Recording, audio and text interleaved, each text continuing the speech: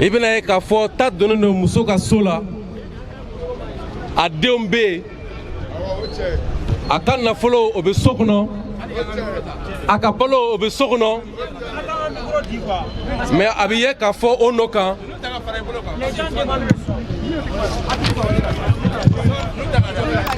ne ko maliko bɛ bi i ko ta donnen don so la n'o ye muso ka so la a bɛ ye k'a fɔ o nɔ kan a ka nafolo o b'a ka so kɔnɔ a ka balo o b'a ka so kɔnɔ a wolodenw dalen don so kɔnɔ ta fɛnɛ donnen don so la mais sinamusojugu kelen don k'a fɔ de ko fo a ka biliki bɔ u k'a cɛ maliko bɛ ten de o muso masina sinamusojugu ka kɛlɛ o tan to o bolo o de kama an bɛ min ɲini maliyɛnw fɛ u k'a dɔn k'a fɔ ko an filɛ yɔrɔnin min na ko bi kɛlɛ in bɛ hakili kɛlɛ de bolo fɔlɔ kɛlɛ in bɛ hakili kɛlɛ bolo cogo jumɛn na a bɛ ye k'a fɔ u nana kɛlɛ yira anw na ko maa minnu bɛ yen n'olu ye jamana in ta don a la ko olu de ye an lakanabaa ye jamana kɔnɔden fanba sɔnna a ma u sɔnna a donni ma faransi ka jamana kantigi min bɛ yen ko Emmanuel François Hollande u y'a bisimila yan monument de l'indépendance la k'u denw tɔgɔ d'a la an kɛlen ko k'o faamu an y'a fɔ maliyɛnw ɲɛna kunnafoni dili sira fɛ baara fɔlɔ min b'an bolo o ye nkalonjuguba min kɛra Mali la nkalon ninnu ka waraka maa si mana an bɔ bolo la maa si tɛna an bɔ bolo la wa minnu yɛrɛla k'olu y'an bɔ bolo la olu de y'an ka jamana ci a yɛrɛ o nɔ kan k'a fɔ tɛnɛn tɛmɛnen yɛrɛwolo debu sur la rempart an ye conférence de presse kɛ k'a yira diɲɛmɔgɔ la kɛlɛ min n'an filɛ k'a kɛ kɛlɛ in tɛ se ka ɲɛ an bolo abada fo ka taa sɔrɔ kunnafonidilaw olu farala anw kan nkalon minnu darana k'o waraka kɛlɛ tɛ se ka ɲɛ abada fo ka taa sɔrɔ diɲɛmɔgɔ olu k'u ka danaya d'an kan n'a bɛ f'o ma ko diplomatiquement bonya ka d'an kan diɲɛ fan bɛɛ fɛ kɛlɛ tɛ se ka ɲɛ abada fo ka taa sɔrɔ politiki sira fɛ an ka jamana faamaw o ni anw ye kan kelen fɔ n'o tɛ na anw ko k'an b'a fɔ an ka taa kini fɛ olu ko k'an ka taa numan fɛ et kuma olu ta bɛ kɛ kunfɛta ye a bɛ ye k'a fɔ ko o nɔ kan an bɛ kɛlɛ min na nɔ tɛ se ka bɔ a la o de kama an y'a fɔ maliyɛnw ɲɛna bi an bɛ ɲɔgɔn sɔrɔ monument de l'indépendance la cɛdenw bɔra musodenw bɔra dakura kelen walahi n'i y'a f'u ɲɛna ko bi u ka taa monument minɛ min bɛ bɔ a la o bɛ bɔ a la sinon bɛ min kɛ o dɔnnen don o de kama an y'a dɔn k'a fɔ an bɛ yɔrɔ min na i ko bi o de kama an y'a dɔn k'a fɔ an bɛ donni min na i ko bi jamanakɔnɔden fanba hakili bɛ jɔnya la jamanakɔnɔden fanba bɛ jitoya la jamanakɔnɔden fanba bɛ miyɛtoya la jamanakɔnɔden fanba bɛ hakili bɛ ko ka fanga sɔrɔ jamana kan jamana min tɛ ka fanga sɔrɔ jamana kɔnɔden minnu bɛ ka boli ka t'u kunfɛ diɲɛ fɛ a bɛ ye k'a fɔ fangako fa nɔfɛ a ka jamana caman bɛ yen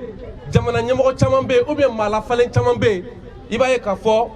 ɲɛwala min b'u bolo Maliko la maa tɛ kun ni ju foyi dɔn a la o nɔ kan a yɛrɛ k'a fɔ bi an bɔra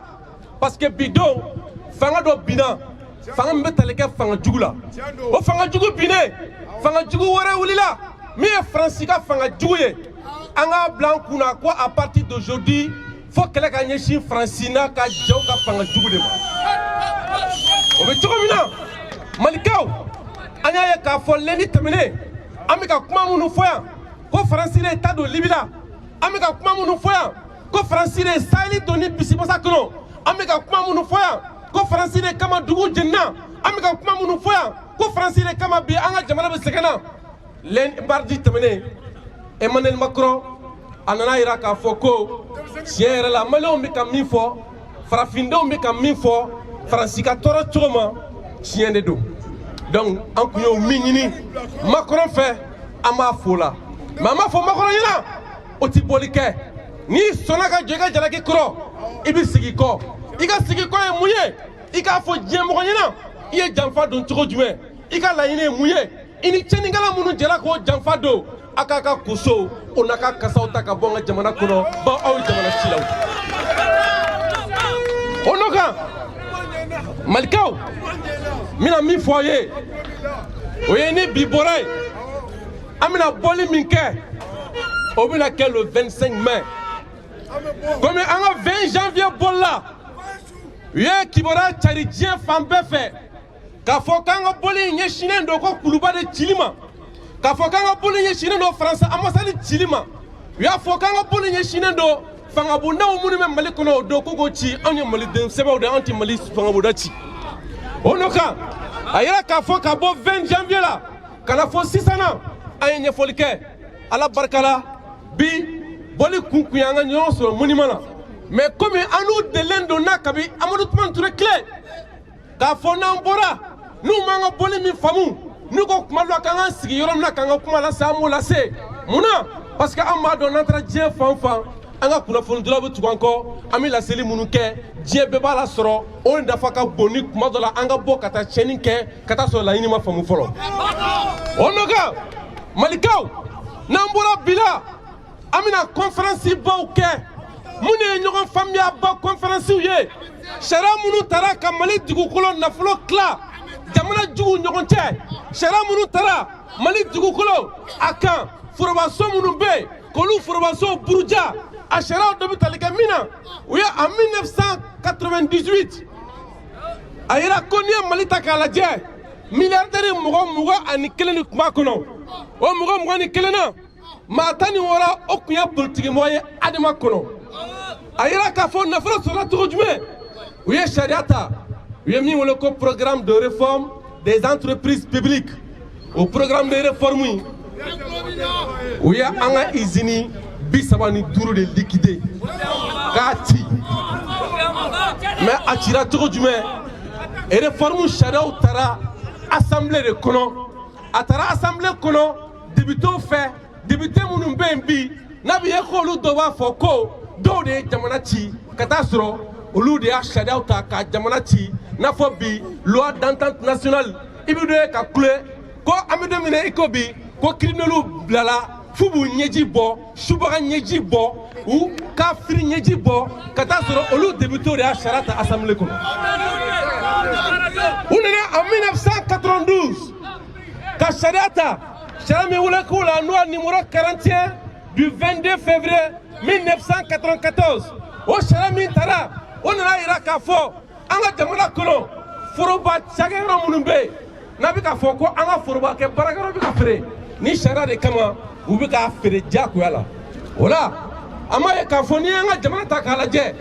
u nana fɛn dɔ sigi sen kan min bɛ tali kɛ décret la k'a fɔ an ka foroba yɔrɔw ni mɔgɔw bɛ k'u feereli makasi bi sariyaw de taara k'u yaasa u bɛɛ bɛ se ka bɔ an bolo bon a bɛ ka bila mɔgɔ minnu bolo olu tigilamɔgɔ kelenw a bɛ ye k'a fɔ ko bi jamana in a mara b'olu de bolo o n'o kan n'an b'a fɔ à part la France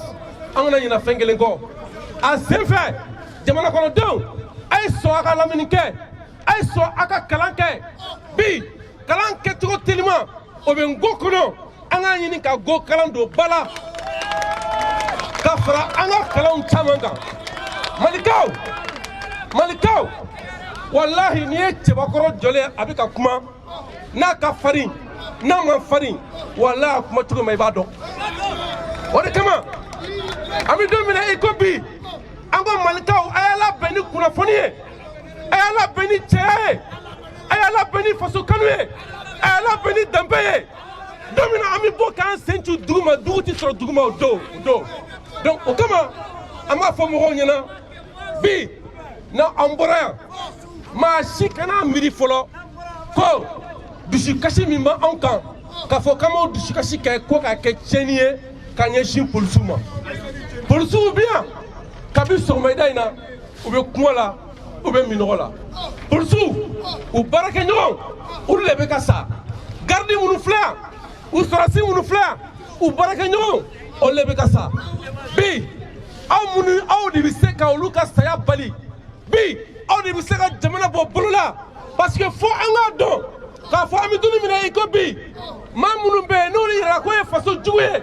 o faso jugu u ni jamana président u ni jamana députés u ni jamana ministres u bɛ sigi dumuni kelen kunna k'u bolo don minɛn kelen na ni kɛlɛ sera o degré la sɔrɔdasi tɛ se k'o kɛlɛ kɛ jamana kɔnɔdenw de b'o kɛlɛ kɛ o de kama an filɛ nin wuli ka jɔ min na a k'a bila kunna k'a fɔ sini nata ni maa minnu mɔgɔ bɛ k'u da don a baara la Carrefour Jeune na mardi 16h rendez-vous bɛ yen an bɛ taa an bɛ baara kɛ ɲɔgɔn fɛ n bɛ bɔ kuma na yan ka sababu kɛ dugu jɛ ni bi cɛ n ye émission min kɛ a bɛ émission 4 bɔ micro fɛnɛ Fune ko fiɲɛ dɔɔni bɛ micro la mais fiɲɛ dɔɔni sɔrɔ an fɛnɛ kan na o la a bɛ ji de yan ne bɛ bɔ kuma na k'aw fo k'aw waleɲuman dɔn merci.